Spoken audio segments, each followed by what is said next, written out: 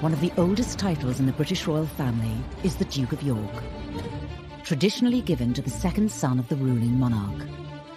Being the youngest son, being the spare, is a really difficult role. There is no job spec.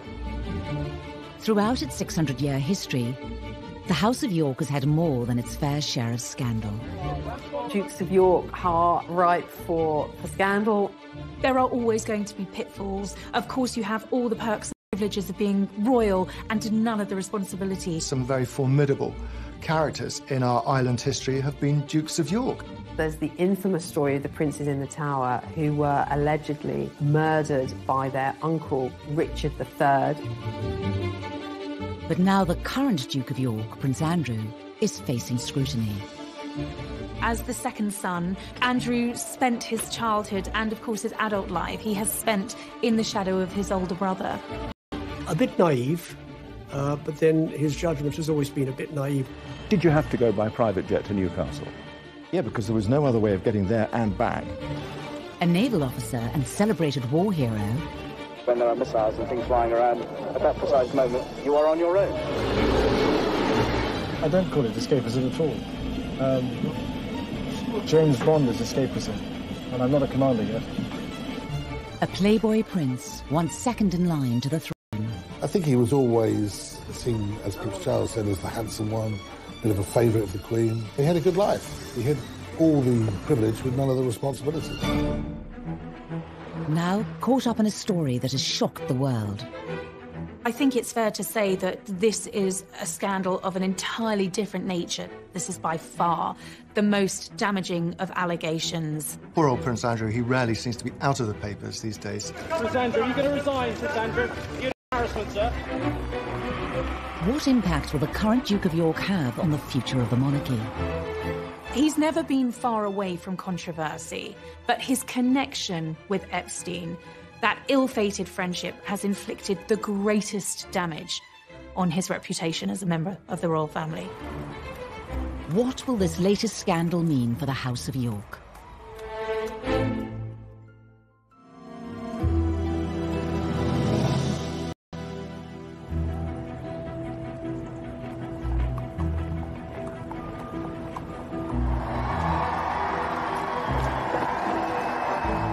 Within the Royal House of Windsor, there are several different titles traditionally bestowed by the monarch. Wales, Cambridge, Sussex, and York. The Duke of York, it's a very noble title. It's traditional. Duke of York. And he's now at the centre of a media frenzy, following the suicide of disgraced financier Jeffrey Epstein. And there is an old saying out there that says, tell me who your friends are and I'll tell you who you are. Prince Andrew certainly isn't the first Duke of York to be at the centre of controversy. When one looks at second sons of monarchs, is that they're a heartbeat away, if you like, from the top role, the top job. Dukes of York have, over the course of history, been rather colourful characters. The title Duke of York goes back to the creation of the House of York in 1385 by Edmund of Langley. For over 80 years, the title was passed down through the male heirs until the House of York became a royal household. In 1461, during the War of the Roses, Edward, Duke of York, seized the British throne and became King Edward IV of England. He gave the title Duke of York to his second son, Richard, a tradition that has continued to this day. The first second son to have that title was Richard, Duke of York. And Richard, Duke of York, was right bang in the middle of the Wars of the Roses, at that time when the houses of York and Lancaster, both which had claims to the throne, were basically fighting for the throne. But Richard's life would be a short one after he disappeared in mysterious and macabre circumstances. There's the infamous story of the princes in the Tower who were allegedly murdered by their uncle, Richard III, the king in the car park, as many people know him. And allegedly he killed his nephews in the Tower because he wanted to be king himself. The story goes that the 9-year-old Duke of York, Richard, and his older brother Edward were locked away in the Tower of London as part of a villainous scheme to claim the throne. Their bodies were never found. History holds that, you know, their bones are there in the Tower of London. With no male heir, the Duke of York title went into extinction with 9-year-old Richard's death. But just over a decade later, after a shift in the monarchy, the title was given to the next second son in line to the throne, a certain Henry Tudor. Infamous Henry VIII, of course, was also a second son. He was the second son of Henry VII. He wasn't supposed to be king, but when his brother, Prince Arthur, died, he not only married his former brother's wife, but he also became king. Arguably one of the most notable Duke of Yorks to become king is Prince Andrew's grandfather. Some very formidable characters in our island history have been Dukes of York. The Queen's much-loved father, on whom she pretty much has based her entire reign, so she holds that position extremely dear to her. The Duke and Duchess of York with their little daughters arrive in the first carriage, and Princess Elizabeth lingers on the steps to take stock of the scene. The abdication of Edward in 1936 paved the way for Elbert, the Queen's father, to give up his title as the Duke of York and become King George VI. When the Duke of York realised that he was going to have to become king, he broke down and cried. Because he said, I don't know anything about it. I haven't trained to do this job. And you certainly do need training to do that job. To be placed in the position of having to choose between love and the throne is one of life's most tragic dilemmas, even if the dilemma is of the king's own making. It's one of the most pivotal moments in the history of the British monarchy. Princess Elizabeth, as the daughter of the Duke of York, yes, she probably would have been a working royal, but her whole destiny was changed. And in fact, the history of the British royal family was changed. Over time, the Duke of York role has become known as the spare heir. Being the youngest son, being the spare, is a really difficult role. There is no job spec for it. There are always going to be pitfalls. Of course, you have all the perks and privileges of being royal and none of the responsibility. The Dukes of York are really ripe for drama and almost inevitably going to be problematic as they try and find a role for themselves when they don't actually have in their sights the big job, which of course is the crown. One of those titles that goes through the ages, and you try not to live up to a previous one, but eventually something comes up and smacks you in the face. Prince Andrew would not receive his official title of Duke of York until his marriage in 1986. But from birth, he was in the headlines, being the first child born to a reigning monarch for 103 years. Prince Andrew had a very happy childhood. He came 12 years after the Prince of Wales was born, and of course a little bit after Princess Anne was born. The third of 4 children, it was rumoured that he was the Queen's favourite. I suppose some might say that Andrew was spoilt far more than Charles was. I think family friends have certainly told me that he was the favoured son. She had more time for Andrew. He was her golden-haired little angel. It's said this perceived favouritism led to Andrew developing certain characteristics. He was quite cocky. He had a reputation as he grew up at school for being a little bit self-entitled, certainly very aware of who he was, a sense of self-importance. I think he was always seen, as Prince Charles said, as the handsome one, a bit of a favourite of the Queen. You know, he had a good life. He had really all the privilege with none of the responsibility. In 1979, Prince Andrew would find a role for himself when he joined the Royal Navy as a helicopter pilot.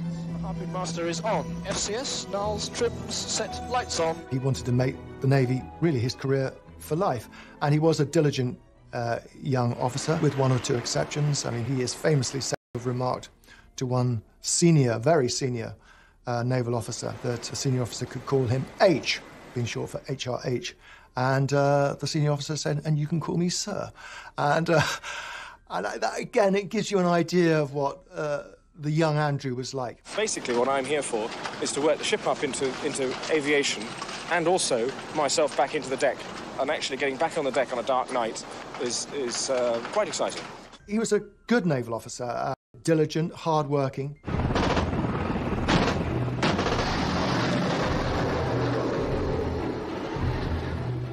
Three years later, Prince Andrew was deployed into the heart of the Falklands War, despite Prime Minister Margaret Thatcher having doubts over a young, high-profile royal going into battle. He wasn't there as some sort of figurehead being tucked away from the action. He was in the middle of the action, flying Royal Navy helicopters as decoys sometimes. So very brave, very important, and clearly a very important moment in his life. Harnesses locked and tight to the back, please. The ruling monarch's second son fighting on the front line captured the headlines. At the time, you know, the Queen's second son to be involved in a military service in this high-profile war, the Falklands War, that, you know, was something that the whole country were very much glued to their television screens. I mean, this really was quite something, really, for a royal to be involved in this way. When the war ended in 1982, Prince Andrew returned to Portsmouth aboard HMS Invincible, and it was to a hero's welcome. I don't think anyone will forget the images of the war hero Prince coming back from the Falklands, you know, the golden boy of the royal family with the rose between his teeth, being very much hailed a national hero. When you lie down on the deck and at that moment when there are missiles and things flying around, at that precise moment, you're on your own. And that's all there is. At that point, his reputation was probably at its absolute peak. That was, you know, that was Andrew's all-time high. And this was absolutely amazing. It really was. After the Falklands War, you know, he was the golden boy of the British monarchy. Upon his return, the prince's love life would make front-page news. Andrew was blessed with the best looks of the young Windsors, and he liked girls. And girls seemed to like him. Most famously, he dated beautiful brunette actress Koo Stark. This was all quite titillating and exciting in terms of who Andrew was dating. And I think fueled that image of him being a bit of a playboy prince. For a long time, people thought they were incredibly well matched. She was a very sexy girl. She shared many interests that Andrew had. And she was sparky, but she knew how to behave, if you like, in royal circles. Andrew whisked Koo away to the Caribbean island of Steep, under the alias Mr. and Mrs. Cambridge. She was even given the royal seal of approval. Their relationship was so close that Andrew introduced her to his mother. Well, of course, that sparked a frenzy of speculation in the press that an engagement announcement was just around the corner. The royal romance soon turned to scandal. Unfortunately for Andrew but particularly for Koo, she had a past. It turned out that, you know, not only was she an actress, but she'd actually appeared in some pretty risque movies, which really were the death knell of the relationship. We just embarked on the Diana years. Attitudes towards the royal family were changing. They were incredibly popular. They didn't want to do anything that might jeopardize this reach they had with the public. Advisors around the royal family felt that she was an unsuitable figure for Andrew to be seen with, which was a great shame because I think they might have made a very successful team. Andrew and Koo eventually split up, and the prince went on to have a string of high-profile relationships. He definitely had a penchant for pretty women. I don't think it necessarily mattered whether they were brunette or blonde. The girls fell for him. Quite a number of girls fell for him, and he had a succession of girlfriends. And in those days, there weren't many royals around to write about, and Andrew was ripe for being written about. The media dubbed him Randy Andy. I think the Playboy image was rather good for the royal family. I think it gave them a dose of Hollywood glamour that they were lacking, and it was quite exciting. To some extent, the reputation, the sort of Playboy prince was deserved, but, you know, in the same way that, you know, young royal princes will be young royal princes. The press loved this. You could see that this was, you know, Andrew at his prime. By the mid-1980s, despite a reported Playboy lifestyle and front-page headlines, the future Duke of York was a popular member of the royal family. I think he was brought up to believe that he was terrible. Despite being the spare to the heir, he was going to make a success of this. How then did he become embroiled in one of the royal family's biggest scandals? Prince Andrew, are you resigning? I think Prince Andrew's friendship with Jeffrey Epstein has been one of the most damaging things to happen to the royal family within the last 30 or 40 years.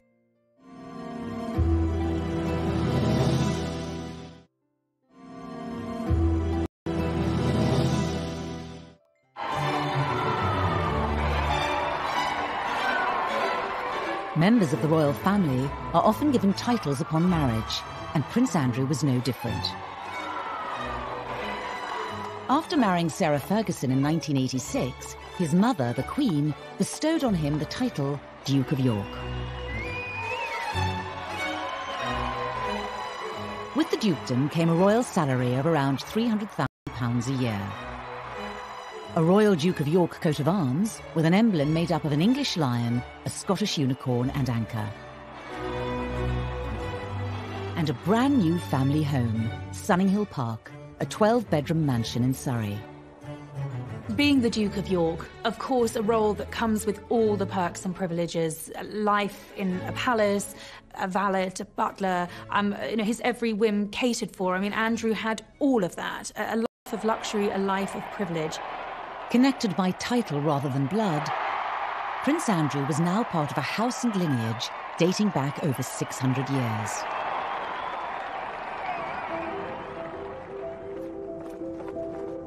But his chapter as the Duke of York would not be free from scandal.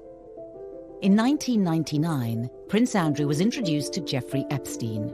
This acquaintance would go on to result in one of the House of York's biggest controversies. Jeffrey Epstein was a multi-millionaire American hedge fund manager who socialized in the company of rich, powerful men and beautiful women. I think they became friends very quickly. Andrew has always been attracted to rich men and money, and Epstein was, by all accounts, a charismatic fellow. There's one thing in America that trumps cash. It's royalty.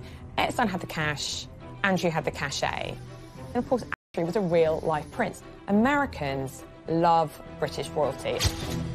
In 2008, Jeffrey Epstein was found guilty of procuring a person under the age of 18 for prostitution, and went on to serve 13 months in prison. Prince Andrew's past meetings with Epstein before he was convicted were now under intense media scrutiny. Andrew would invite him to Balmoral, the Queen's private home at Balmoral, invite him shooting at Sandringham, the Queen's private home, and, was really kind of invited into the heart of British society. Many assumed that with Epstein having spent time behind bars, the Duke of York would cut all contact. What was so staggering was in 2011, after Epstein had been released from jail, Andrew was photographed walking with him. It was an extraordinary image, and the whole story and the scandal, if you like, about Andrew and his questionable tastes in friends really springs from that photograph. Andrew felt that he could still remain on amiable terms with Epstein. A bit naive, but then his judgment has always been a bit naive. It was around the time of Epstein's release that a photo of the Duke of York and Virginia Roberts, now Giuffre, appeared in the world's press. Although some close to the prince claimed it was a fake, and the story went quiet. 4 years later, things went from bad to worse for the Duke of York, when Virginia Roberts implicated him in the growing sex scandal. Virginia Roberts claimed she'd been essentially recruited as a very young girl by Epstein, and Prince Andrew had slept with her 3 times. Prince Andrew strenuously denied all allegations, and the accusations were later thrown out of court after the judge ruled them immaterial and impertinent. At the moment, these are allegations. Nothing has been proven, and in this country, you are innocent until proven guilty. Nonetheless, allegations of this nature are incredibly damaging. Did you recover from this, sir? In 2015, with questions still looming over the Duke of York, he was forced to address the accusations during a royal engagement. Firstly, I think I must want, for the record, to refer to the events that have taken place in the last few weeks. And I just wish to reiterate and to reaffirm the statements which have already been made on my behalf by Buckingham Palace. This was one scandal that would not go away. In July of 2019, Jeffrey Epstein was charged with further counts of sex trafficking. He committed suicide in his cell whilst awaiting trial. With the eyes of the press back on Epstein and his associates, Prince Andrew once again became front-page news. This time it was a video from 2010. And like the photo in Central Park, it showed the Duke of York spending time with Epstein after the latter's conviction. A video of Andrew at Epstein's townhouse in Manhattan, where there was lots of going on. The Duke of York strongly denied any wrongdoing, but the press continued to ask serious questions of him. Members of the royal family have to be really careful about the company they keep, and I think that the main charge against Andrew is the company he has kept. He's guilty of one thing, and that's poor judgment, of going to see Epstein after he was convicted. The ultimate lack of judgment is having a friendship with Epstein at all. He sounds like an evil, dreadful pedophile. Prince Andrew's accusers were turning up heat. In explosive scenes captured outside a New York courtroom in the summer of 2019, Virginia Roberts continued to accuse the Duke of York. On the steps of the court, Virginia Roberts said, and this is incendiary, said Andrew knows what he has done. He knows exactly what he's done, and I hope he comes clean about it. Thank you. That's what forced Prince Andrew into issuing his latest statement. The Duke of York chose to clarify the facts around his relationship with Epstein by issuing a statement. As well as being appalled by the alleged crimes, Prince Andrew claimed that he only saw Epstein once or twice a year, and that he did not see, witness or suspect any behaviour of the sort that subsequently led to his arrest and conviction. I think he was trying to apologise. It just prolonged the story, made everything worse, and it raised a lot more questions. It does beg the question, well, why has it taken him 9 years to respond in the way he has? The photograph has been around and the allegations since before 2010. Why on earth didn't he say something then? In spite of the negativity in the press, Her Majesty the Queen has continued to stick by her son. He assured her of this the first time round in 2011, and he assured his mother then that she had nothing to worry about. I was told by a source very close to the family he has her full support, and after this news had broken, the Queen was pictured being driven to church in Scotland with her second son, smiling broadly for the camera. What better way, I suppose, to send out a very clear signal and show of support? The Queen was once again standing by her son. It certainly isn't the first time that the Queen's second son has had questions asked of him by the world's media. I think in royal circles there's a bit of a despairing and wringing of their hands because, this wasn't just a one-off. There has been so many questionable decisions that Andrew has made, and there's a sense of for goodness sake, when were you going to wise up? The comments that are made about an extravagant lifestyle and so forth. Is that fair? What is an extravagant lifestyle? Travelling by private jet?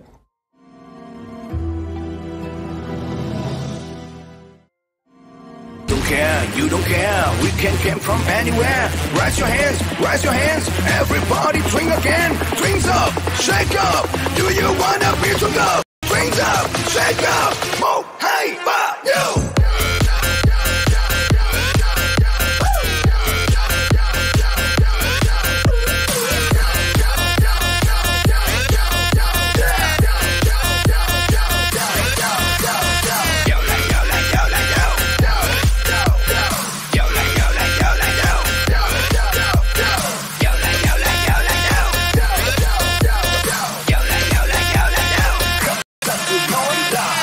Ta là một gia đình là phải nhiệt tình để mà uống hết mình ta cùng nhau sắp sinh vì bất khả ép bất khả tư lừa được cũng ép sao ép cũng phải như.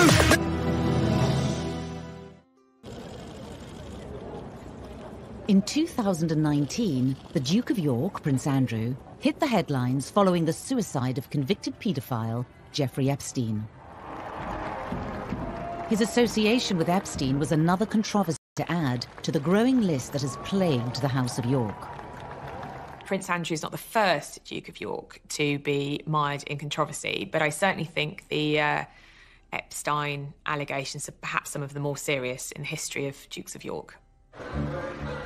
But this latest scandal isn't Prince Andrew's first brush with the press. In 2001, Prince Andrew stepped down from his military position in the Navy to take on a parliamentary role as the British Trade Ambassador. There was always the question of what next for the Duke, and this ticked all of the boxes.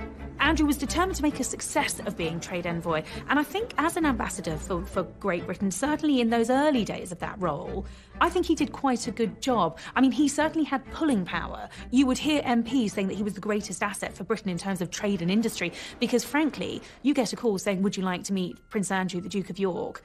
Yes. Prince Andrew's royal profile opened many doors for British trade. Pretty impressive, 6,000 jobs and £1 billion worth of investment. I mean, that's not something to be sniffed at, is it? It isn't. And what's really encouraging about that is that that's gone into about 931 starting and scaling businesses, and 97% of those 931 are still operating today, and they're still growing. But some also feel that the Duke of York's new job came with other perks.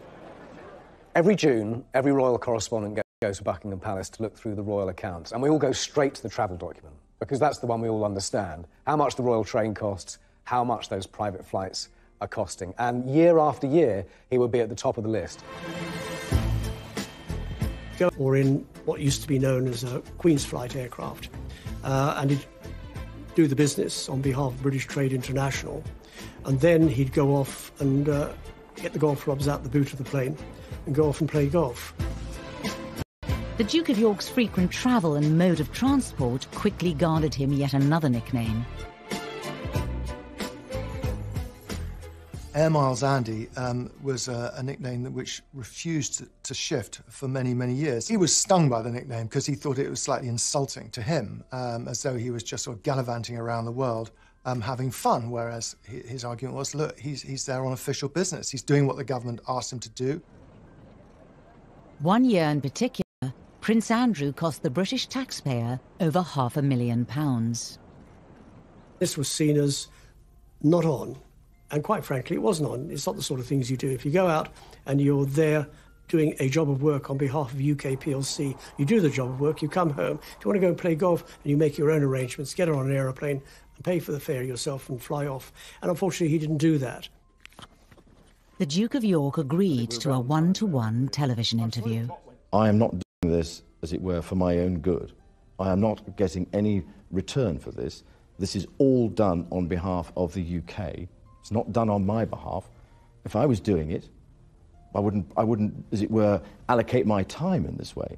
Can I ask you, as I inevitably must, about the criticism that is sometimes, even often, levelled at you in this job, the comments that are made about an extravagant lifestyle and so forth? Is that fair? What is an extravagant lifestyle? Travelling by private jet, using helicopters when you could take a train? But it is again, it is the maximisation of my time for the best value for money, and that's the way that and I'm not the one that makes those decisions. In truth, it became quite a problematic role for Andrew. I think he frequently found himself having to defend himself, having to defend the flights that he was racking up. That became an issue. That became more of the story than Andrew representing Britain overseas, and that was a problem. Did you have to go by private jet to Newcastle? Yeah, because there was no other way of getting there and back, bearing in mind from what I was doing before and what I was doing afterwards. On top of the alleged travel perks, Andrew continued to be in the headlines. Once again, it was because of the company he was keeping. It was the meeting with the Gaddafis where I think eyebrows were raised. He entertained the ousted former president of Tunisia at Buckingham Palace. The fact that Andrew went out to foster these questionable relationships and offshore billions was incredibly appealing to Andrew. He's not good at picking his associates. He's not good at picking his, I won't say friends, but acquaintances. Bottom line, he's grown up in palaces and castles. He's the son of the Queen. He is used to a certain sort of lifestyle. So guess what? He mixes with people who have that similar sort of jet-set lifestyle. Andrew has perhaps been rather naive and not really perhaps understood the kind of, at least the optics of some of what he has done. I think Andrew felt that he had this official role as trade envoy for the UK government and was doing a great job. He's very thin-skinned, and he takes any kind of criticism extremely personally and angrily, in fact. The press continued to question the Duke's suitability for the trade envoy role. I think the press became less supportive over the years. I think he was on the receiving end of quite a lot of criticism. Was it unfair? I would argue not, because I think some of the decisions Andrew made were bad decisions. Some of the business affiliations were not clever.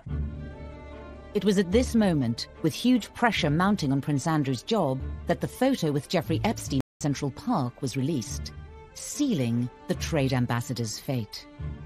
He mixed business with pleasure, and if you're going to mix business with pleasure, be very careful about the pleasure that you mix with, and he wasn't. There was MPs who had described Andrew as the most glittering asset for Britain overseas. That was when those MPs then turned on the Duke and said, he's got to go. This is untenable. In 2011, Prince Andrew stepped down from his role as trade ambassador. I think that actually he felt it wasn't guilty of anything, but it was undermining his position as a trade ambassador and embarrassing the Queen and the Queen's government. And I think he felt it would be best if he just stepped aside at that time. And I think that it probably stopped the continual onslaught in the media, and that's probably what was needed. How are you today, sir? Within the Royal House of York, it's not just the Duke who has received negative publicity. By his side for many years was the Duchess of York, Sarah Ferguson, who was no stranger herself to scandal and controversy. Sarah has a very contagious personality. Andrew was very much drawn to her. It was the ultimate royal fairy tale in many ways, and then it all came unstuck.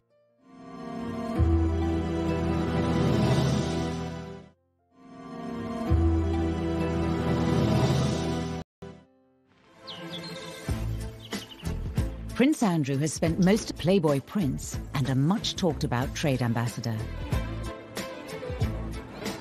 He received his official title from the Queen and became the 11th Duke of York upon marriage. Fergie and Diana were very good friends. And Diana was always trying to find a boyfriend for Fergie. And she came up with the idea of Andrew. Sarah Ferguson was typical jolly hockey sticks, daughter of an army officer, a polo player, skiing all over the Alps in the winter. She was always going to be an interesting addition to the royal family. And on top of that, she and Diana got on really well. Every June, when attending royal ascot, the Queen has a house party at Windsor Castle. And on this occasion, Diana invited Fergie, as she was known, with her freckles and hair and outgoing, bubbly humour. And she and Andrew apparently got on extremely well, so much so that they were feeding each other profiteroles from the dining room table. It was at lunch, wasn't it? Yes. We were made to sit next door to each other at lunch at Ascot. Yes, and you made me eat chocolate profiteroles, which I didn't want to eat at all. I then didn't have it, so I got hit. The Queen was delighted. She has always really enjoyed Fergie's company. Fergie's a horsewoman. She loves dogs. She loves country life, and she's fun. She's a really special girl, and the Queen absolutely adored her. Before long, the couple had announced their engagement. Could I ask you then, Miss Ferguson, do you remember what he said? Absolutely. But I'm not telling you. There would have been a sigh of relief that Randy Andy's days of hitting the nightclubs were over. I mean, this was really the height of popularity for the royal family, the wedding of Charles and Diana, William and Harry being born, and then it was Andrew and Fergie. The press were hugely interested in Andrew and Sarah. They were tactile, they were loving, they were everything that Charles and Diana weren't. They were a great story. In 1986, just 5 months after becoming engaged, the pair married at Westminster Abbey. Prince Andrew and Sarah Ferguson became the Duke and Duchess of York.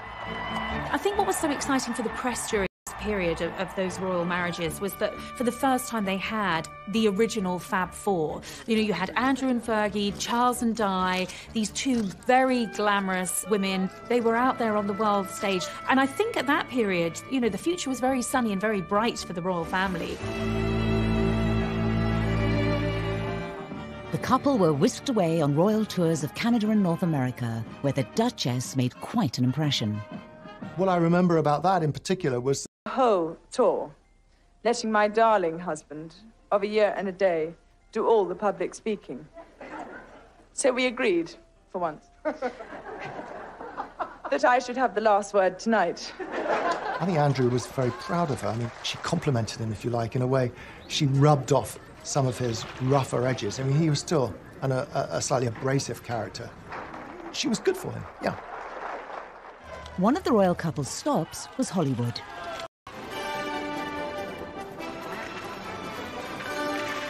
I was on the royal tour when they were in Los Angeles, and they were a huge success. Everybody loved them. At last, I have the turn to talk. All these men around here. Love you! I'll see you later. Fergie appeared in different little outfits and had different bows in her hair, and it was all quite over the top. I'm so amazed by Los Angeles and the welcome that you've given us and me. But I never forget that the only reason I'm here is because I'm married to the Duke of York. There was a big reception and all the sort of LA crowd, and Fergie and Andrew really did well there. By 1990, the couple had welcomed 2 children, Beatrice and Eugenie. But cracks were beginning to form in the marriage. Fergie was finding life at the palace extremely difficult. She was being criticised hugely at this stage of her life. She didn't have Prince Andrew at her side because he was away doing his naval duties. So things just really started to break down. Captain. Good evening, sir. It's Red 30 Ranger, 6 miles. As well as the royal tours, Prince Andrew was still serving as a naval officer, spending more and more time away from his family. Captain Roger, yes, thank you very much. As a commanding officer, you can, on occasions, get extremely lonely and isolated if you're not careful. It's terrible. I mean, you're going away and leaving what you love behind. It's a fantastic job. All 3 services is a fantastic job for a single man. It's getting less and less so for a married man. I don't call it escapism at all. James Bond is escapism, and I'm not a commander yet. Sarah was basically a single mother at home with raising 2 children, and it put a huge strain on the relationship. The couple's marriage was under intense media scrutiny. Rumours of affairs began to circulate in the press. Fergie was already taught that the marriage was in great difficulty. She felt neglected by her own husband. She was being given a really hard time by the press. I think she was incredibly vulnerable. Speculation continued for months until the Duke and Duchess of York were forced to make an announcement. When Andrew and Sarah announced their separation in early 1992, very rapidly she was seen to be involved with a man who was euphemistically described as her financial advisor. A royal separation was only the start of the controversy for the Duke and Duchess of York, after now infamous photos of Sarah Ferguson were released in the media. I was with John Bryan the night the pictures appeared in one of the tabloid newspapers, and I'd gone to his flat with the Daily Mirror, and he phoned Fergie, and I could hear him talking to her, and you know, he's saying, it's bad, it's worse than we thought. They'd managed to get pictures of her on a sunbed, and she was having her toes sucked by her financial advisor. These pictures were compromising, they were embarrassing, you know, shameful for Fergie. Things quickly worse for the Duchess of York. Poor Fergie, the following day, she had to go down to breakfast at Balmoral Castle, where all the papers were all laid out, as they always are every day, on a sideboard, and she had to sit there, and sort of the humiliation must have been awful for her. She fled Balmoral in tears, and she didn't return for a very long time. Sarah Ferguson was really cast to the outer darkness. It was the final nail in the coffin for Andrew and Sarah. The Duke and Duchess of York's relationship troubles were publicised the world over. Combined with other royal scandals, 1992 would prove to be a year that would haunt the Queen. It has turned out to be an annus horribilis. I suspect that I'm not alone in thinking it so. The 1990s was a series of disasters, 1992 being the worst year in terms of royal breakups. 3 royal marriages, 3 of the Queen's children separated in 1992. Princess Anne divorced, Andrew and Fergie separated, Charles and Diana separated. Not only were her children's marriages deteriorating, but they were being played out in the press in the most lavish, spectacular fashion. It culminated in that famous speech that she gave in which she described 1992 as her annus horribilis, her horrible year, her worst year, if you like. 4 years later, Sarah Ferguson and Prince Andrew finally divorced. Although no longer considered a royal, she was allowed to retain her title as the end to the media frenzy circulating the House of York. You know, Diana took millions from her divorce with Charles. Fergie took pretty much nothing. So Fergie is constantly chasing her tail and running out of money, and so she goes to more and more desperate means. She became a bit of a liability to Prince Andrew, and therefore I think he realised, and certainly the royal family would have realised, that, you know, while she still had these debts, she was a massive liability. Despite her divorce from Prince Andrew, in the late 1990s, Sarah Ferguson, the Duchess of York, embarked on an unofficial tour of the United States. She got involved with Weight Watchers. She seemed to be basically doing anything she could to earn a living, make some money. She had huge debts. She would spill her thoughts or her emotions in front of anybody who would listen to her. She became a kind of darling on the Oprah Winfrey kind of circuit in America. And this was exactly what a royal, even a sort of ex-royal, should not be doing. And she really did cause embarrassment to the royal family. Prince Andrew also found himself back in the headlines after he sold the marital home, Sunninghill Park in Surrey. The 12-bedroom country residence had been a gift from Her Majesty the Queen. He wanted to get it off his hands, and it was on the market and wasn't selling. And then, lo and behold, it was bought by one of the contacts he'd made through his travels, the son-in-law of the then president of Kazakhstan. And this generous individual not only bought the house, but he bought it for £3 million more than the asking price. It provoked many questions as to why. The answer has never satisfactorily been given. At the time, a spokesman for Prince Andrew said there was never any arrangement or impropriety, and that £12 million was a guide price, not an asking price. In 2010, rumours of bankruptcy for Sarah Ferguson began circulating in the press.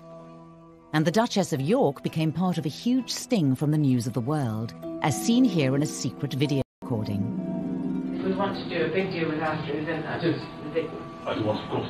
Okay, of course. So you 500,000. The fake shake for the news of the world got lots of exclusives, filming people agreeing to stuff or taking money, and the cash for access story with Fergie was incredibly damaging. It was another black mark against her. And then you meet Andrew.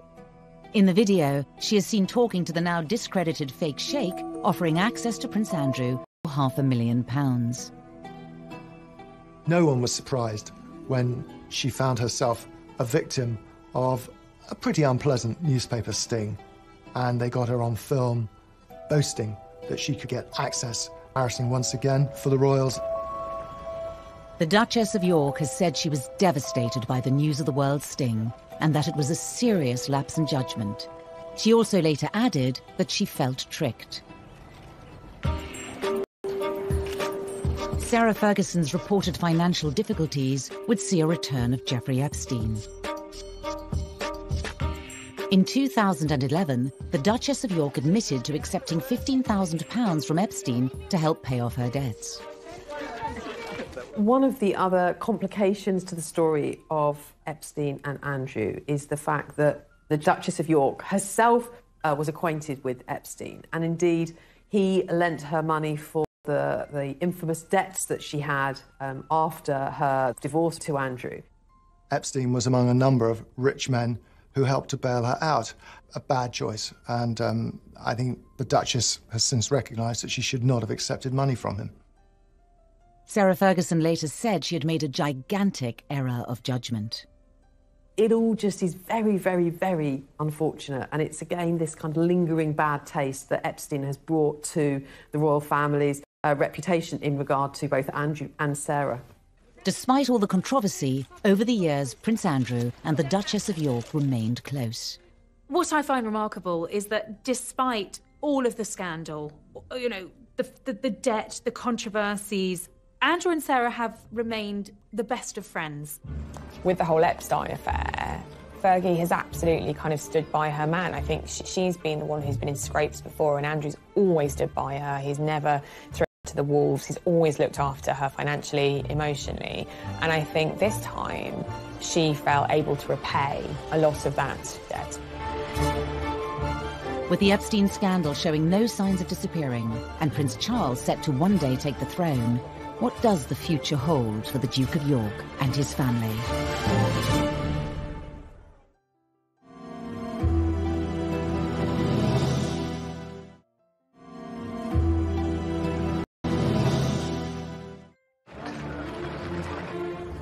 Over the years, the House of York has been embroiled in damaging scandals, none more so than the association with disgraced financier Jeffrey Epstein. I think that Andrew's judgment is probably clouded partly by the life he's led, his upbringing. He's been protected from the world. And royal insiders say that the whole affair has impacted Andrew's relationship with his older brother Charles, who as future king will have ultimate say over the future of the British monarchy and Andrew's role. My understanding from a source very close photographed walking in Central Park, his advice to his brother was to leave that relationship well alone. It was a relationship that I think had worried Charles from quite an early stage, but that picture was really the nail in the coffin for Charles. It was when he said to his brother, stay away from this. But of course, that advice came a little too late. Could the scandals of Prince Andrew lead to the marginalisation of the House of York? There is a battle going on right now behind the railings of royal palaces about the future size of the British monarchy, about slimming it down, about getting rid of the minor royals from the public funding and so on. There was a glimpse of the new potential slimmed-down monarchy at the Queen's Diamond Jubilee in 2012. The Duke of York and his two daughters, Princesses Beatrice and Eugenie, were noticeably absent, further fueling speculation that Prince Charles was beginning to sideline the House of York. Andrew and his family not being invited to appear on the balcony at Buckingham Palace for the Queen's Jubilee was really significant because it was a real statement of intent by Prince Charles. This was the future of the royal family. William, Harry, Kate, Charles, Camilla, the Queen. Andrew and Eugenie and Beatrice were nowhere to be seen. And Andrew very much felt the snub, but Charles was proclaiming it very publicly by saying this is the current monarch, this is the future monarch, and this is the future of the royal family in a very, very public way. And it was like, no, Andrew. It's the Magnificent Seven, as they then were. That's Charles's vision of a modern monarchy. It's not a balcony stuffed full of 20 or 30 people. Andrew's not stupid. He's noticed that, and he is absolutely campaigning for a future role, a bigger role for Eugenie and Beatrice. Now this has provoked an enormous conflict, largely between Prince Andrew and his brother Prince Charles. It's Charles who is driving this idea of a slimmed-down monarchy, and it has been from Charles's side of the argument that Beatrice and Eugenie should perhaps be pushed out of the limelight. As well as criticism levelled at the Duke and Duchess of York, their daughters, Princesses Beatrice and Eugenie, have also over the years been criticised by the press. In particular, their cost to the taxpayer. As royal princesses, they'd had full-time wraparound royal protection. Royal protection, armed police officers, is a very expensive business. It's a necessity for frontline members of the royal family, but when the public began to question the costs involved in security were particularly about Beatrice. On exotic holidays, why should we pay police protection? Which is quite right. It's like, well, why are we paying for this when she's not going to be a future working royal? And so Andrew, under a lot of public scrutiny, was forced to pay for it himself. He was not very happy. Money was stopped in 2000. 2011 to pay for all these police protection officers for both girls, and then they lost the sovereign grant, which meant they would not get money paid out of the sovereign's purse because they weren't going to do royal duties. It was decided that the working members of the royal family would be limited to the 4 children of the Queen and then Charles's children, the heirs' children, because it was decided that we didn't want to have too big a reign on the sovereign grant. But Andrew wanted both his daughters to be working royals. I think he wanted the status for them.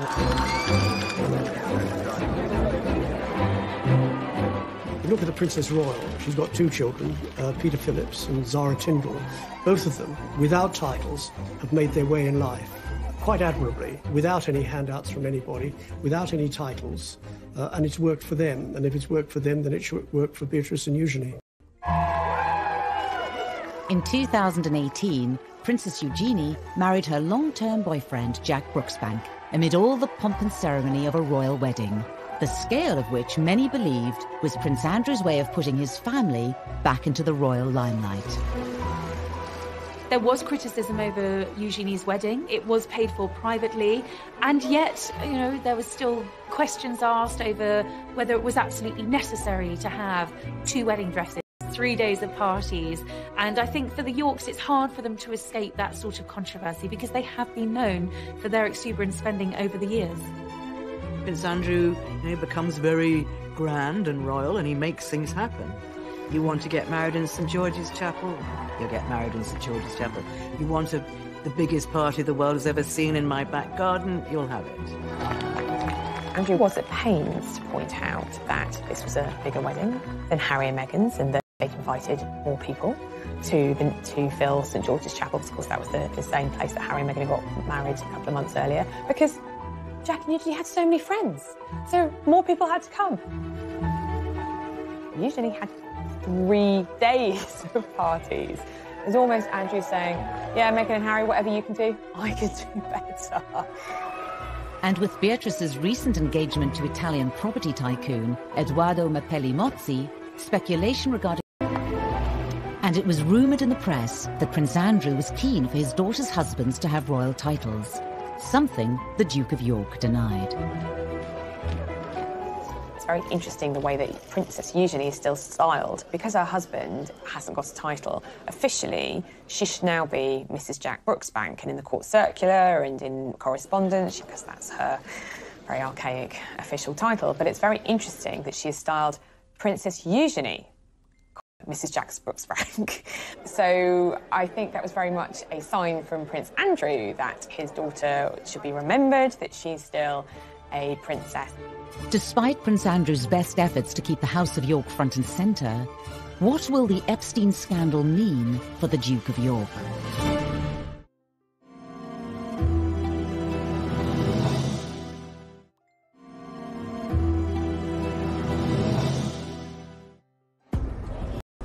In the summer of 2019, fresh revelations in the Epstein scandal emerged, once again threatening to engulf the Duke of York.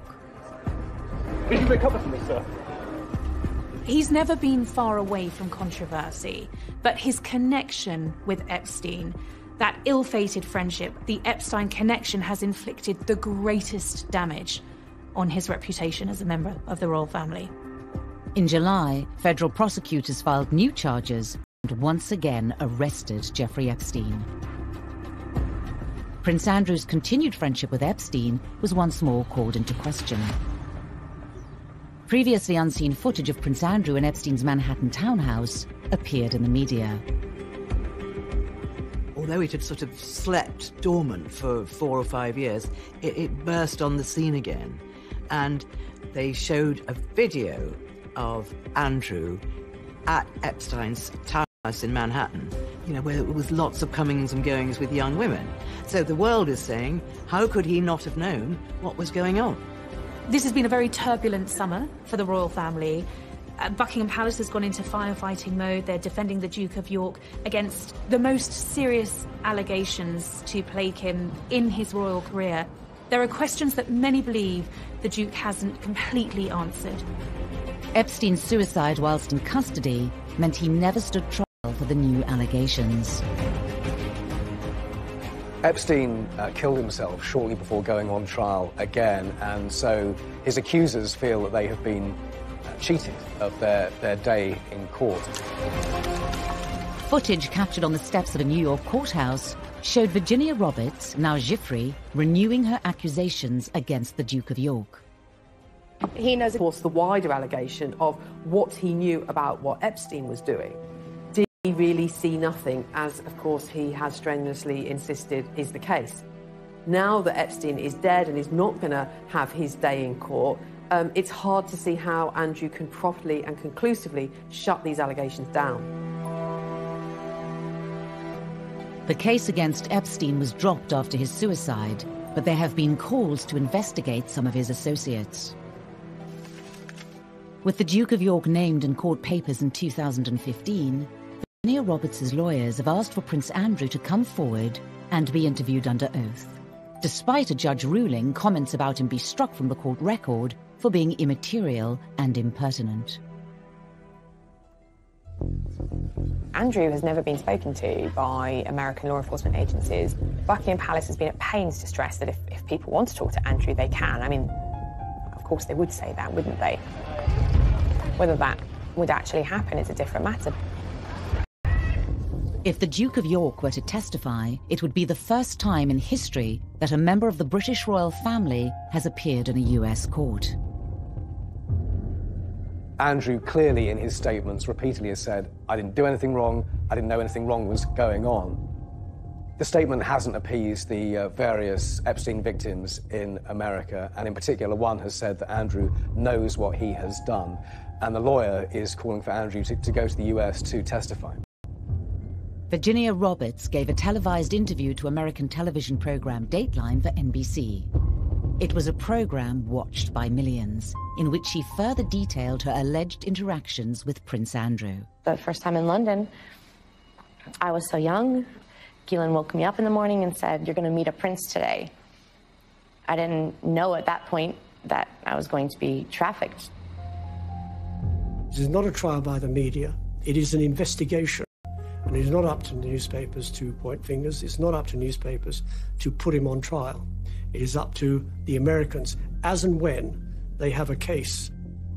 Will he be a hostile witness to the FBI inquiry? Will he be dragged into some court case in America? That seems less likely.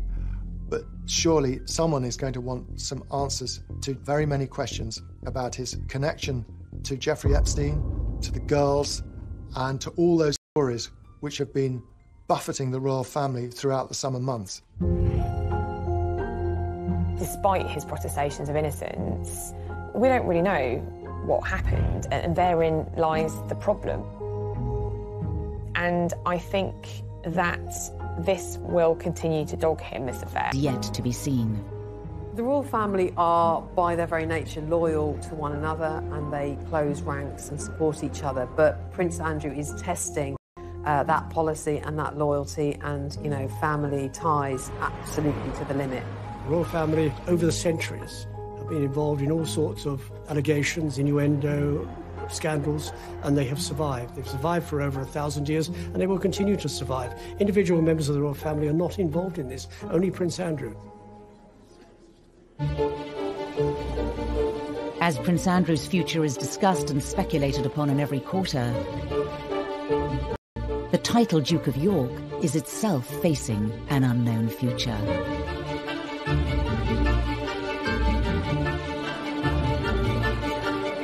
Because Prince Andrew has no male heirs, the title is due to end. But Andrew has only 2 daughters, and as things stand at the moment, as I understand it, the title will go into abeyance or die with him, if you like. And then it'll be up to another monarch, Prince William, who has 2 sons, and he could give his son, Louis, the title Duke of York when he comes to the throne. Currently 8th in line to the throne, questions remain over Prince Andrew's future and that of the royal house of York. His diary is having to be cleared because of the continued speculation, and it's really unsure and uncertain quite what's going to happen next in terms of how Andrew's going to rebuild what is now a very tarnished reputation. He's never going to get rid of this stigma. But it doesn't mean he can't live with it. It doesn't mean he can't go on, but it will always be there now. There is talk that he might withdraw completely from royal life. But he can't disappear completely. He's a member of the royal family. He cannot resign from the royal family. He is still Prince Charles's brother and the Queen's favourite son. This is very damaging for the reputation of the Duke of York. He would say, at worst, he's been too loyal to a friend, and he shouldn't have continued the friendship with Epstein. But, you know, when you have people on the steps of a court in New York saying he knows what he has done, I don't think anybody thinks this is the end of the story.